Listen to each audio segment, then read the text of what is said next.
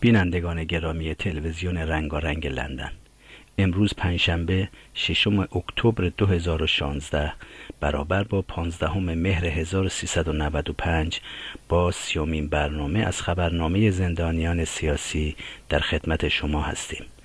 امید است این برنامه مورد توجه شما عزیزان قرار گیرد. لطفاً با ما همراه باشید. بیدادگاه تجدید نظر رژیم در استان تهران حکم پیشین 10 سال زندان برای خانم نرگس محمدی را عیناً تأیید کرد. تقی رحمانی، همسر نرگس محمدی، فعال حقوق بشر، با تایید حکم 16 سال حبس همسرش در شعبه 36 دادگاه تجدید نظر استان تهران گفت این حکم روز 6 مهر ماه به وکلای او در حالی ابلاغ شده که این شعبه قبل از دریافت مستندات و مدارک وکلای خانم محمدی دال بر بیگناهی او حکم دادگاه انقلاب را عیناً تایید و ابلاغ کرده است. تقی رحمانی همچنین افزود این حکم امنیتی و سیاسی است. جای یک فعال حقوق بشر در زندان نیست. تایید این حکم سنگین عین یک شوک برای ما بود. معنای این حکم ترساندن و مرعوب کردن فعالان حقوق بشر در ایران است. این نوع فشارها برای فعالان حقوق بشر قابل قبول و منطقی نیست. نرگس با وجود بیماری هنوز در حال گذراندن حکم 6 سال حبسش است و حالا با حکم 10 سال هم روبرو شده است. خانم نرگس محمدی پس از ملاقاتش با خانم کاترین اشتون مسئول وقت سیاست خارجی اتحادیه اروپا در اسفند ماه 1392 مورد هجوم گروه‌های افراطی در رسانه‌ها قرار گرفت و پس از آن بارها برای بازجویی به وزارت اطلاعات احضار شد. وی نهایتاً در تاریخ 13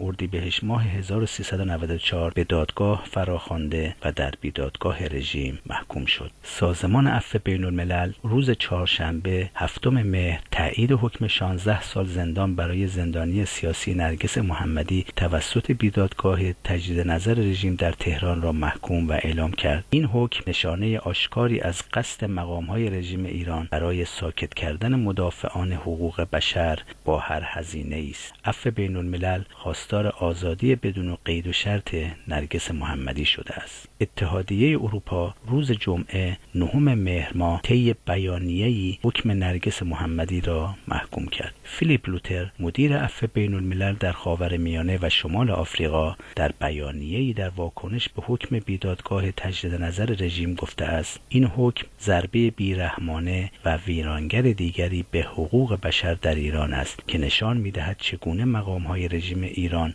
عدالت را تحقیر می‌کنند. پیشتر کمیسر عالی حقوق بشر سازمان ملل، گزارشگران بدون مرز و شمار دیگری از مدافعان حقوق بشر صدور حکم زندان برای نرگس محمدی را محکوم کرده و خواستار آزادی فوری او شده بودند. پنجشنبه گذشته اول مهر زندانی سیاسی ارژنگ داوودی از زندان رجایی شهر کرج به زندان مرکزی زابل تبعید شد. این زندانی سیاسی نامه‌ای خطاب به مجامع حقوق بشری و هموطنان نوشته و به شرح اذیت و آزارهای در حین تبعیدش پرداخته است. در بخشی از این نامه آمده است: ظهر روز جمعه 2 مهر ماه 1395 مرا به شعبه اعزامم بازگرداندند و این بار فردی لاتمنش با نام و عنوان سرهنگ پاسدار شکیبا که فرماندهی آنجا را بر عهده داشت خیلی قلدرانه گفت این کتاب‌ها چیه که همراه داری و تو اصلاً چه کاری که بر علیه نظام ما فعالیت می‌کنی؟ با اعتراضات شدید من جهت دریافت وسایل شخصیم وی از کوره در رفت و یک چمدان پارچه‌ای بزرگ حاوی تعدادی ملحفه، 2 عدد پتو، 3 عدد رو انداز، وسایل خواب، البسه، بالشتک آرتروز گردن و زانو، 2 عدد فلاکس چای را خودش شخصاً از صندوق عقب اتومبیل به بیرون انداخت و وقتی دید محتویات آن اکثرا از جنس پارچه هستند گفت که همه آنها را بسوزانند. بعد چون سگی هار به طرف من حمله ور شد و مرا بر روی صندلی عقب اتومبیل انداخت و درب را به شدت کوبید و به مأموران بدرقه دستور داد که فوراً حرکت کنند. در نهایت پس از 28 ساعت تحمل گرسنگی و تشنگی و طی 2000 کیلومتر راه عصر روز شنبه 2 مهر ماه 1395 2 مأمور مرا تحویل زندان مرکزی زابل دادند و هنوز هم همان لباسی را که از زندان رجایی شهر خارج شدم بر تن دارم.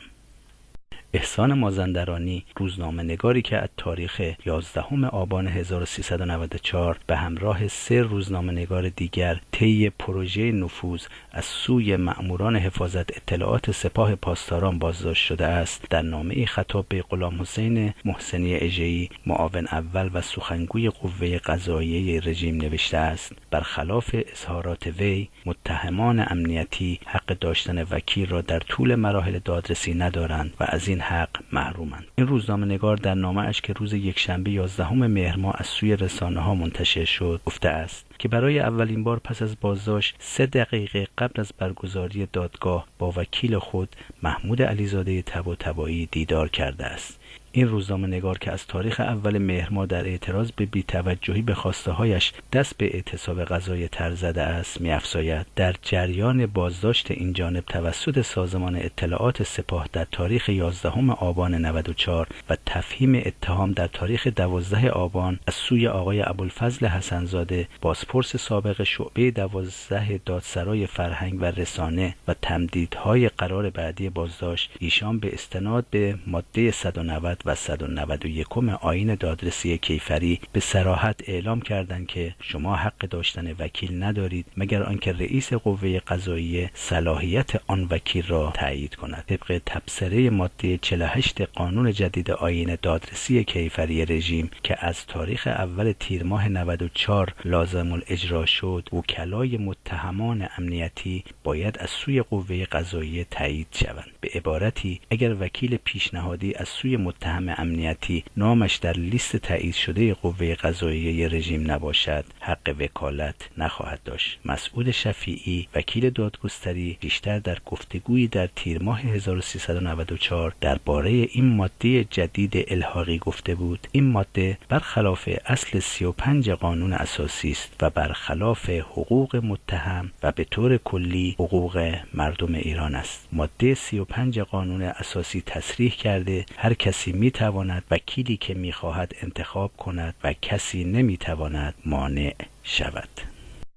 آتنا دائمی در صفحه توییترش نوشت: حکم 7 سال زندانش تایید شده است. آتنا دائمی 26 ساله از جمله فعالان مدنی و فعالان حقوق کودکان کار در تهران بود که در گروه حمایت از کودکان کوبانی، شنگال و غزه حضور فعالی داشت. وی همچنین در کمپین حمایت از کوبانی و تجمع اعتراضی در مقابل سفارت ترکیه در تهران نیز شرکت داشت. بر اساس رأی بیدادگاه رژیم، وی به اتهام اجتماع و تبانی به 5 سال حبس و به اتهام توهین به خامنه‌ای به 2 سال زندان محکوم شده است.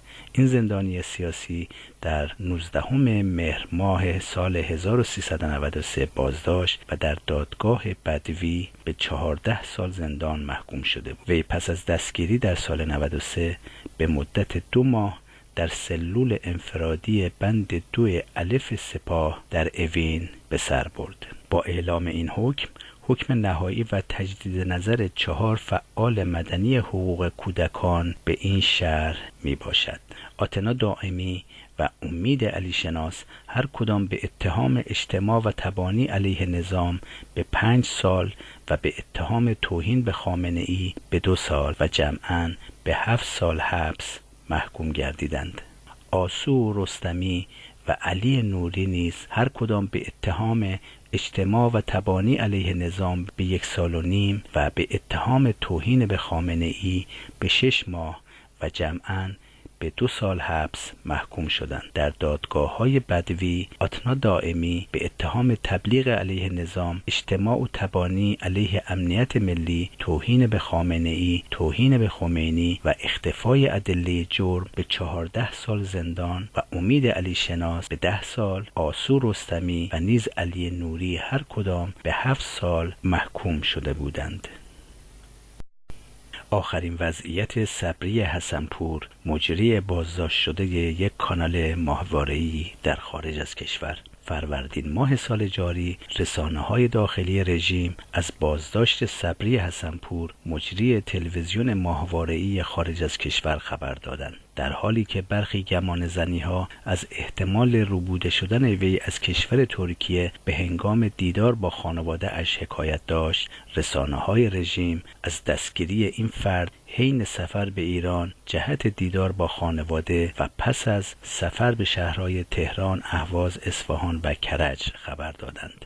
پس از 6 ماه بیخبری از سرنوشت این مجری تلویزیونی دستگیر شده، با انتقال خبر او به سالن 10 بند 8 زندان اوین در ماه گذشته، بیخبری از وضعیت وی پایان یافت. هنوز اطلاعاتی در ارتباط با نحوه دستگیری وی انتشار نیافته است.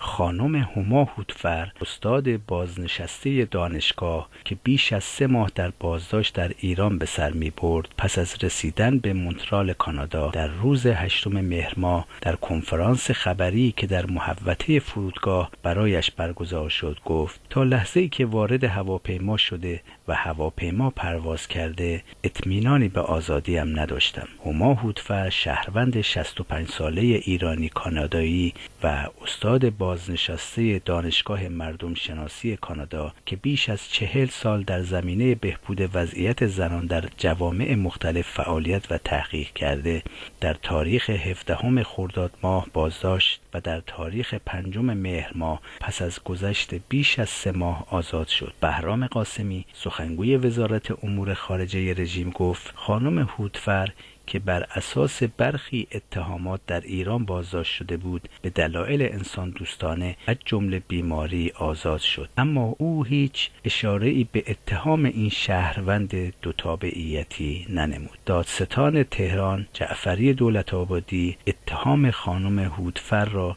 در حوزه‌های فمینیسم و جرائم امنیتی اعلام کرده بود. خانم هوتفر اوایل اسفند ماه 1394 برای ملاقات با خانواده و انجام کارهای پژوهشی وارد ایران شد، اما در روز 19 اسفند ماه، 2 روز قبل از خروج از ایران، مأموران حفاظت اطلاعات سپاه پاسداران به منزل او حمله کرده مسائل شخصیش را توقیف و به او اعلام کردند که ممنوع الخروج می باشد. خانم هوتفر از تاریخ دستگیری بارها مورد بازجویی از سوی دفتر حفاظت اطلاعات سپاه پاسداران قرار گرفت. این استاد بازنشسته دانشگاه روز 17 خرداد ماه به دادسرای اوین برای پاره‌ای از توضیحات احضار شده بود که پس از حضور ایشان به طور ناگهانی و بدون ذکر اتهام بازداشت و روانه زندان اوین گردیده بود.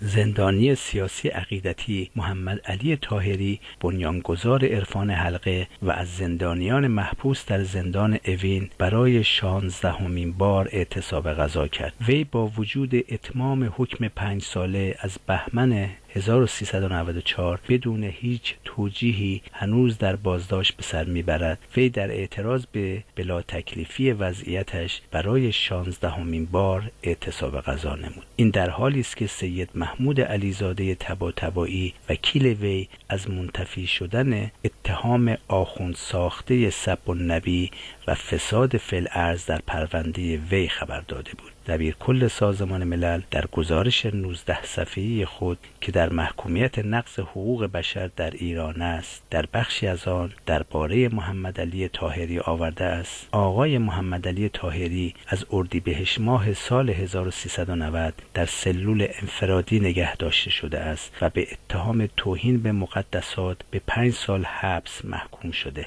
علیرغم پایان حکم زندان، آقای طاهری همچنان در زندان به سر میبرد. دبیرکل سازمان ملل خواهان رعایت حقوق بشر توسط رژیم ایران و آزادی محمد علی طاهری گردیده است.